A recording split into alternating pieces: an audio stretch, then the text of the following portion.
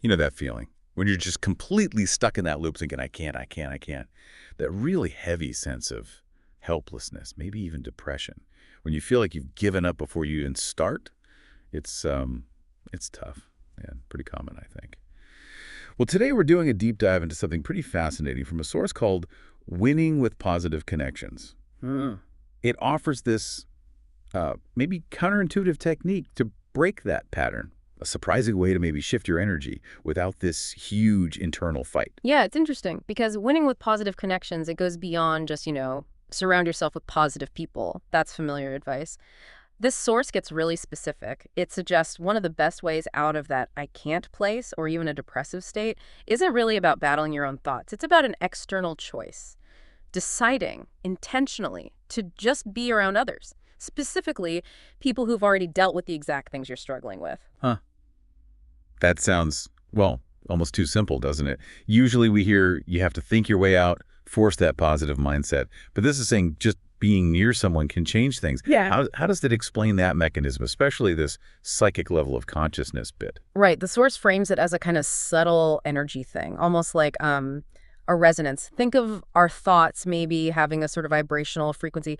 When we're stuck in I can't, our own internal blueprints for success, the book calls them positive thought forms, they get weak, dormant even. It's like we've put so much energy into the negative stuff that the positive light inside is just flickering, really dim. Okay, I follow that analogy. So now picture someone who's already overcome similar challenges, someone who just radiates, resilience, clarity, that positive forward motion.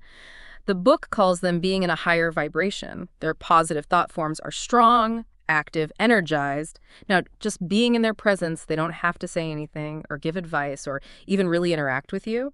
It creates what the source calls a transfer of positive energy. It's described as almost magnetic. Their strong field helps to, and this is the quote, relight one's own latent positive thought forms. Relight them. Yeah.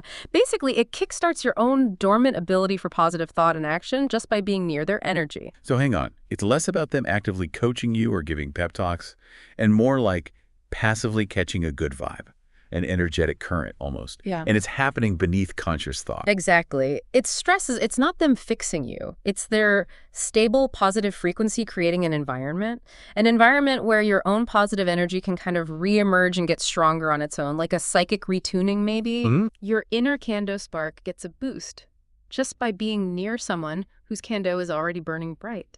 That's the key distinction. It skips the effort of trying to force positivity when you feel totally drained. Wow, okay. This deep dive really does highlight something quite remarkable then. Just the benefit of being around people who are free from that negativity. Not about advice, not about strategies they share, but their presence itself being a catalyst. That's the core idea. When we're down, our own positive thought forms are weak because we've fed the negative ones. But these other folks in their higher vibration, they've already energized their positive forms. They're free of that drain. So just being with them at that psychic level of consciousness allows for that transfer of positive energy. It literally helps in the relighting of one's own latent positive thought forms.